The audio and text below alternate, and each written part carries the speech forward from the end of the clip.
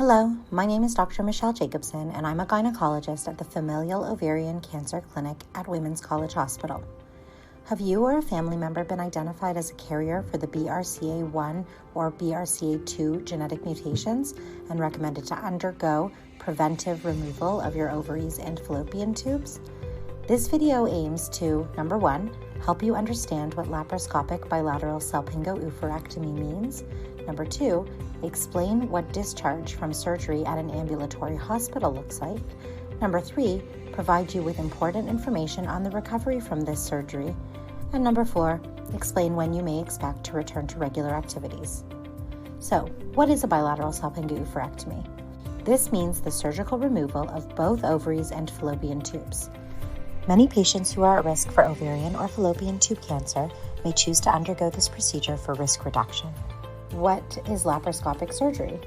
Laparoscopic surgery is minimally invasive surgery where small incisions are made in the abdomen through which a camera and other surgical tools are passed. This approach allows patients to be discharged home on the same day of surgery and recover in the comfort of their own homes. Women's College Hospital is an ambulatory hospital. This means that the surgical department closes at the end of the business day and patients are discharged home by the evening. No patients are able to stay overnight.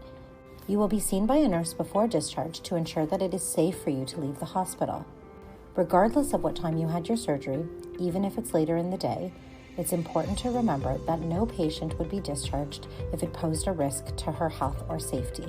You may feel hesitant to be discharged due to the side effects of anesthesia and surgery, such as nausea, vomiting, sleepiness, fatigue, or weakness.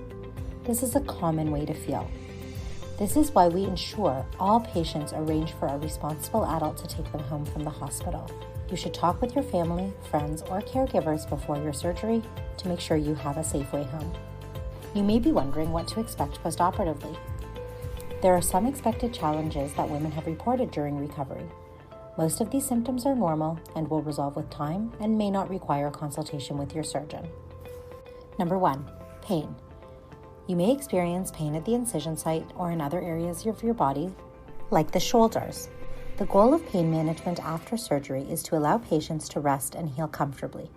Given that each patient experiences pain differently, pain management is different for everyone.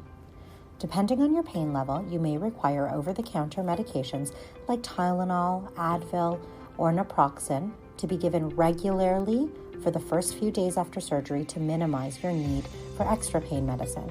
Prescription pain medications are also given for pain that is out of control with Tylenol and Advil use. You should discuss pain management options with your surgeon before surgery. If possible, have these medications ready prior to discharge. Number 2, side effects of anesthesia. You may experience side effects from the general anesthesia. In addition to pain, you may experience nausea, vomiting, dizziness, fatigue, and weakness. You may also have trouble moving around. You may be wondering how long these symptoms will last. Generally, we think that the effects of anesthesia last for up to 24 hours, so you should avoid driving or operating heavy machinery, consuming alcohol or other sedatives, or making binding legal decisions during this time frame. Number 3, vaginal bleeding. You may experience vaginal bleeding after surgery. It may appear as spotting or be similar to a menstrual bleed. You may choose to wear sanitary pads during this time, but you should avoid tampons immediately postoperatively. If the vaginal bleeding is heavier or for a longer duration than your menstrual bleeds, or you're soaking through 1 pad an hour for 3 hours in a row, you should contact the emergency room or your surgeon if the bleeding isn't too heavy for further assessment. Number 4, surgical menopause. The removal of your ovaries prior to the onset of natural menopause causes surgical menopause.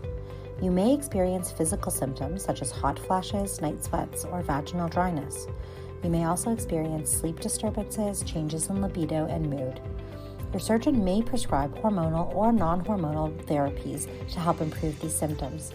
It can take some time to optimize the dose of this medication, which can be challenging and frustrating.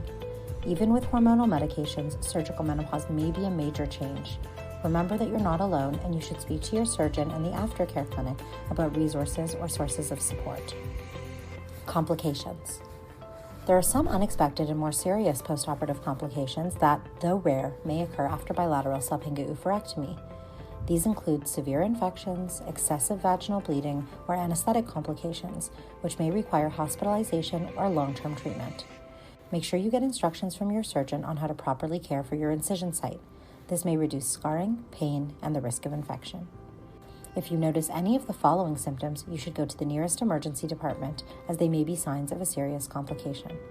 High fever, excessive vaginal bleeding, foul-smelling discharge and abdominal pain, vomiting or the inability to drink fluids lasting longer than 4 hours, chest pain, or shortness of breath. You may be wondering when you'll be able to return to your regular activities after surgery, like driving, going back to work, exercising or caring for your children, or sexual activity.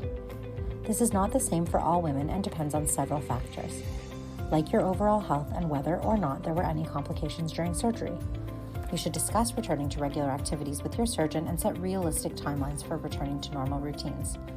Most women plan to take 2 weeks off work outside the home. It's important to note that the above discussion is not comprehensive, and adverse conditions or surgical complications may arise from laparoscopic oophorectomy depending on the clinical situation.